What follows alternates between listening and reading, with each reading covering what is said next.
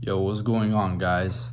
Today, I want to talk about a concept that I've been wanting to express my thoughts on for a long time already.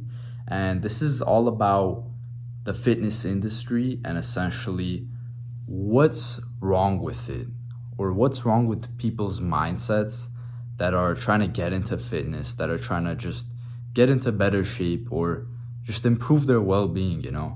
So, the problem that people have nowadays is they don't have that passion anymore. You know what I mean?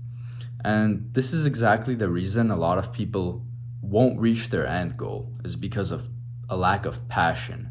It's not that they don't want it, it's that they're not passionate about it, about getting there, right? So, let me give you an example.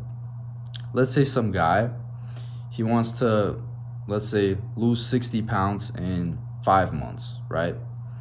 And he does this by having a certain diet. So he tracks all of his calories one by one. He has a strict set of meals he eats in portions or whatever. He has it all measured out. And at the gym, he has these sets of workouts to do. He has, let's say, some scientific way of lifting that he looked up and he thinks this is the best way to train now. And he has a certain amount of sets and reps that he has to complete for the day. And that's pretty much it. He follows it. And let's say after month one, right? This guy, he still wants that goal to happen, but he starts hating his life because he thinks of the gym or he thinks of having this healthy lifestyle as a chore, which is absolutely not what it should be like. He thinks, okay, I have to get this task over with today. I have to go to the gym and do this. And as human beings, right, we don't want to do something that pushes us out of what we want to do, if that's the right way to put it. But if it was more of a fun task in his mind, right, it's all about mindset, it's all up here. If he thought of the gym as it's his passion, he's passionate about it, he can get excited about it, it's that part of the day that excites him. He would get up and go to the gym, he would eat the right meals, and he would do so and be happy about it. And he would actually derive happiness from these things instead of viewing it as a chore or a task.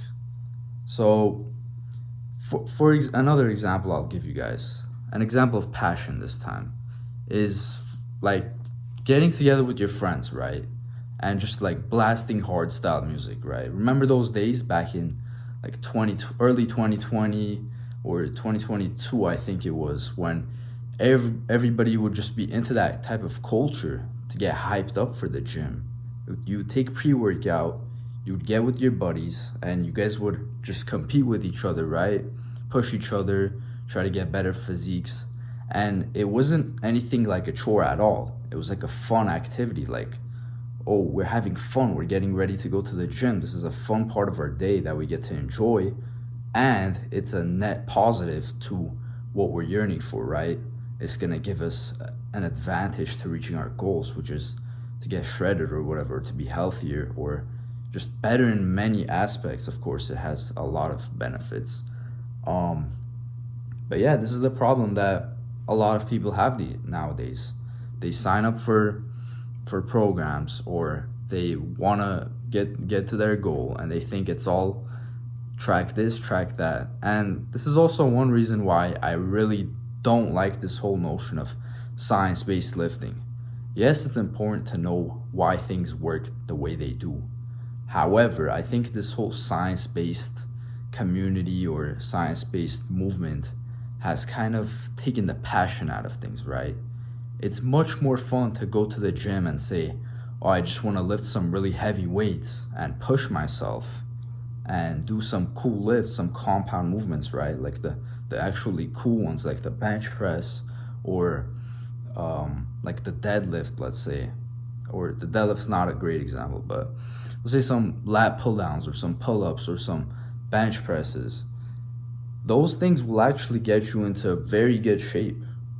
However, now it's all about science based. How can I adjust my body in this specific manner in order to get this 0.1% gain?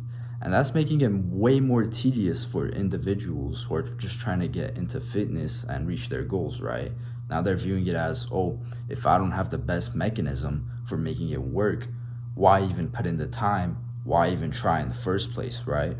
And that's just terrible, I think. And this is why, of course, ego lifting is not good if it's truly ego lifting. However, I think ego lifting, in the way that most people view it, is actually a great thing, in the way that it actually pushes you and you can actually get passionate about ego lifting, right? Why? Because it involves your ego. You go in the gym and it's you against yourself, against your ego. And that gives you like a competitor. And this is also great for an overall mindset, because it's gonna just push you to lift a heavier weight. It's gonna push you to naturally want a progressive overload.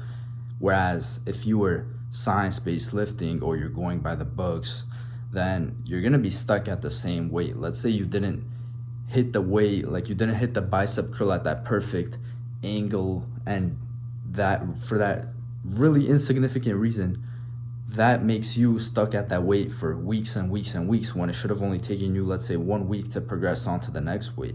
Whereas with ego lifting, as long as you can get that rep up, which is really what matters in the grand scheme of things, then you're gonna progress and you're gonna change the weight up, and that's gonna give your body more tension, allow you to grow better. So in a way, is ego lifting the real science-based lifting? Maybe in some aspects, right?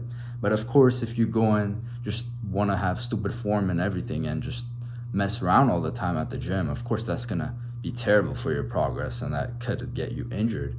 But by ego lifting, if ego lifting for you means pushing yourself and trying harder than last time, really putting more tension on your body, upping the weight, not being scared to put more weight, and wanting to be like everybody else who puts these really low weights at the gym. For example, every time I'm at the gym, right, I see a lot of people training with very low weights just to have this good form, and they say time under tension, time under tension. Time under tension is not something you should be worried about if you want progress. Let me tell you that. You should be worried about getting the weight from point A to point B and back, and make sure you're actually pushing yourself to get that weight from there and there. And if you're not pushing yourself, up the weight even more, so you're forcing yourself to push yourself even harder. It's all about that effort, guys. The more effort you put into something, it doesn't matter what it is, the more you're gonna just get back from it, and it's gonna be exponential. So quit being scared of upping the weight. Kind of a way you can look at it is, you want to look good you want to look good when you're at the gym, right? You don't want to be seen lifting some low weights with good form. You want to actually like get in there and really push yourself, really like assert yourself in that gym. Just show that you're pushing your body to its capabilities. You know what I mean? Anyways, implementing these methodologies, I think, will bring back passion into the whole community, right? Just more overall trying to set records, not so much focusing on very minor specifics. However, I will say with the diet thing, it is way more important to actually be scientific about things. And this is mainly because the diet is something that's like, it's been pushed by many large food industry giants, right? These companies that just want profit. And I won't get into the whole history of it, but they really don't want what's best for you. So there's this whole thing of propaganda and trying to kind of brainwash you into eating the wrong foods. And that is why I will say with diet, you do have to be a little more cautious about what you do actually eat, because you need to be doing your own research now. That's what we as a society have been pushed into in order to actually stay healthy, because we won't just figure it out by going off of, let's say, food labels or going up and down the grocery aisle.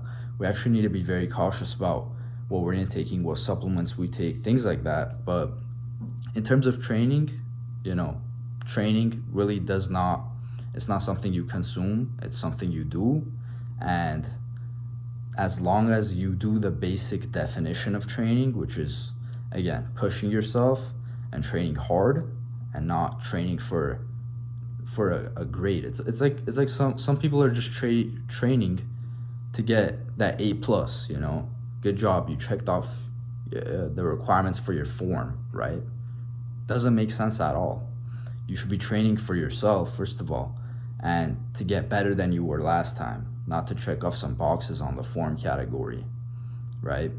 So I think we should bring back passion, and we should actually be more scientific about what we eat. However, don't overcomplicate that too, right? That doesn't need to be over complicated either, because it's really common sense what you should be eating, right? People know we are animals by nature.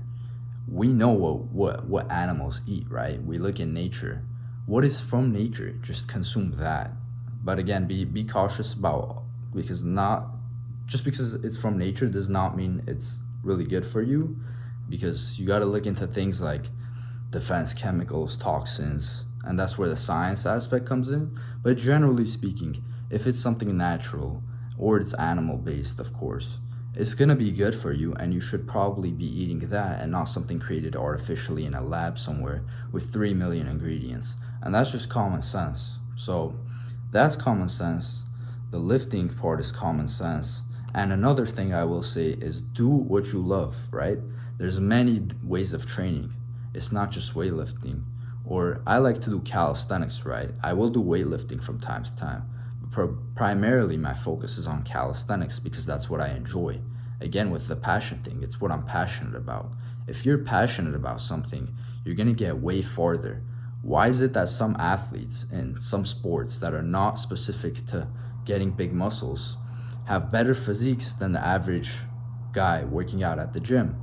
It's because they had that passion, and that passion drove them to get better results because they're pushing themselves harder in their sport, which is eventually adding up those minor muscle gains. And they're beating you at your own game, which you're actively trying to get muscle, but you're not putting it on because you're not even passionate about doing it. You're viewing it as a task. You should not be viewing it as a task. So that's really my message, is do find out what you love. And passion is not something innate all the time. You can develop a passion for anything.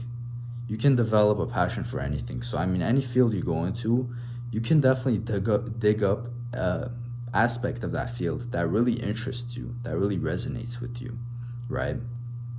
Anything. And I mean, you can find writing, for example, really boring, but I guarantee you, if you really go into that field, you'll find something you love about it. Maybe it's poetry, maybe it's scientific journals, but you're gonna find something of interest, or even something to conquer in that industry, and it's gonna push you to wanna get into that industry, right? So you can develop a passion, but explore the whole workout field. There's many different forms. There's powerlifting, weightlifting, calisthenics like I do. So really explore it. Find something you're passionate about. It'll take you way farther than sticking with what everybody else is doing, right? And for diet, of course, use your common sense.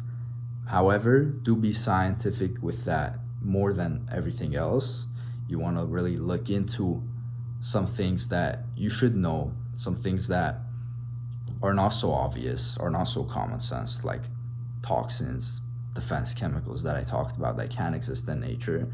However, if you're cautious about these things and you've done your research, you can just use your common sense to eat what is right for you, and that solves the diet aspect, and the other stuff solves the working out aspect, and then boom, you're just gonna have your dream physique out of nowhere by following these very simple rules, because you're gonna be passionate, you're gonna be doing the right things, and you're gonna get there quicker than the guy who has it all sketched out, but he hates it, he hates doing it, he has to force himself to do it. He's most likely 99% of the time, he's not gonna get there, and even if he does, he might not continue with it. Actually, the chances are almost 100% that he's not gonna continue with it, right? Listen, working out should be a part of your lifestyle. A passion is something that becomes a part of your lifestyle because you're passionate about it. It becomes core to your lifestyle. Even let's say your schedule gets way more busy, right? Previously, you had like 50 free hours of the week, which you could have worked out in. Now you only have 1 hour of the week you can work out in. Let's divide that by 7. Let's say that's like a little less than 10 minutes a day. You can still work out in those 10 minutes a day because you're passionate about it. You view it as that little reward in your day to get involved in. So, taking this advice, you're gonna essentially be able to adapt to any scenario you're in, and you're gonna keep those habits that are just gonna keep you healthy till the rest of your life, keep you looking good till the rest of your life. While that dude that's on the 100-day lose 50 pounds, he might lose a huge proportion, sure, just by forcing himself, and he'll hate the process while doing it. And then he's 100% gonna not have that result anymore because he's just gonna go back to his junk food diet right after. But anyways, that's essentially what I wanted to talk about. And let me know your thoughts on it in the comments, and I'll be sure to read it and give my thoughts on it. But thanks for watching, and I'll see you guys in the next video.